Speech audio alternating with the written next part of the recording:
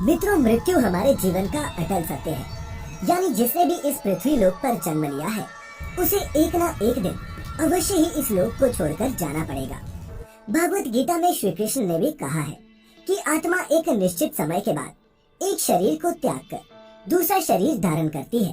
अर्थात शरीर तो नश्वर होता है जबकि आत्मा अमर होती है। मित्रों, अब आपके मन में ये प्रश्न भी उठ रहा होगा कि अगर आत्मा अमर है तो किसी की मृत्यु या फिर शरीर के नष्ट हो जाने के बाद आत्मा का होता क्या है। तो दोस्तों, मैं आपको बता दूं कि मरने के बाद आत्मा के साथ क्या होता है। इसका वर्णन हिंदुओं के पवित्र पुराणों में से एक गरुड़ पुराण में मिलता है, जिसमें ये भी बताया गया है कि मृत्यु के कितने दिनों बाद आत्मा यमलोक पहुंचती है और रास्ते में उसे किस तरह की यात्राओं का सामना करना पड़ता है। मृत्यु के बाद एक आत्मा की यमलोक तक की यात्रा में 47 दिन लगते हैं। तो क्या होता है इन 47 दिनों में जीवात्मा के साथ, यही जानेंगे आज की इस वीडियो में।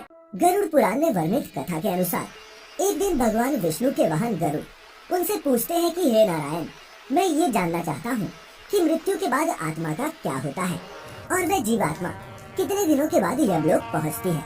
तब श्रीहरि गरुड़ से कहते हैं, हे गरुड़, जब किसी जीव की मृत्यु होती है तब उसकी आत्मा 47 दिनों तक इधर उधर भटकने और कई यातनाओं को सहने के बाद यमलोक पहुंचती है। आगे वो ये भी कहते हैं कि जब किसी जीव की मृत्यु नजदीक आती है तो सबसे पहले उसकी आवाज जाती है और जब अंतिम समय आता है तो मरने वाले व्यक्ति को कुछ समय के लिए दिव्य दृष्टि मिलती है।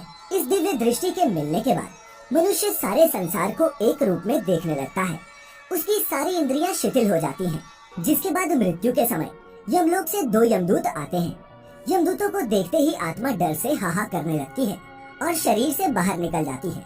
जैसे ही आत्मा शरीर को त्यागती है वैसे ही यमराज के दूत जीवात्मा के गले में पाश बांध देते हैं और फिर वो उस जीवात्मा को लेकर यमलोक चले जाते हैं। गरुड़ पुराण की माने तो अगर मरने वाली जीवात्मा पवित्र हो तो उसे परमात्मा खुद अपने वाहन से लेने आते हैं, लेकिन अगर आत्मा पापी हो तो उसे गर्म वायु और अंधेरे के रास्ते से गुजरना पड़ता है। पापी आत्मा को यमलोक पहुँचने पर कई प्रकार की यातनाएं दी जाती हैं। फिर उसी दिन उस आत्मा को आकाश मार्ग से वापस उसी घर में छोड़ दिया जाता है जिस घर में उसने अपना शरीर त्यागा था। घर आकर वह जीवात्मा अपने शरीर में फिर से घुसने का प्रयास तो करती है, लेकिन यमदूत के पाश से बंधे होने के कारण ऐसा कर नहीं पाती। आत्मा ना चाहते हुए भी अपनी अंतिम रस्मों को होते हुए अपनी आंखों से देखती है। यानी कि 12 दिनों तक आत्मा अपनों के बीच ही रहती है। 13वें दिन जब आत्मा का पिंडदान किया जाता है तब उसे यमदूत एक बार फिर से लेने आ जाते हैं। इसीलिए मित्रों, हिंदू धर्म में ऐसा माना जाता है कि मनुष्य की मृत्यु के 13 दिनों तक पिंडदान जरूर करना चाहिए। पिंडदान से सूक्ष्म शरीर को चलने की शक्ति मिलती है। फिर भी इसके बाद आत्मा का यमलोक तक का सफर कठिन ही रहता है। इसके बाद शुरू होती है वैतरणी नदी को पार करने की यात्रा। अगर मनुष्य ने जीते जी गौदान किया होगा तो उसी गाय की पूंछ पकड़कर वो वैतरणी नदी पार करता है। अन्यथा इस नदी को पार करते समय भी पापी जीवात्मा को कई यात्राओं से होकर गुजरना पड़ता है। गरुड़ पुराण में वैतरणी नदी को गंगा नदी का रौद्र रूप कहा गया है। इस नदी से हमेशा आग की लपटें निकलती रहती हैं, जिस कारणवश ये देखने में लाल प्रतीत होती है। इस नदी से गुजरते समय जीवात्मा को कई खतरनाक जीवों का दंश सहना पड़ता है। इससे गुजरते समय आत्मा को ऐसा महसूस होता है मानो जैसे कि कोई उसे इसमें डुबोना चाह रहा हो।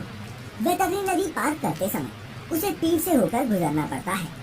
इस तरह पापी जीवात्मा को इस नदी को पार करने में 34 दिन का समय और लगता है, जिसके बाद जीवात्मा यमदूतों के साथ यमलोक पहुंच जाती है, जहां उसे उसके कर्मों के अनुसार सदा भुगतने के लिए नरक में भेज दिया जाता है।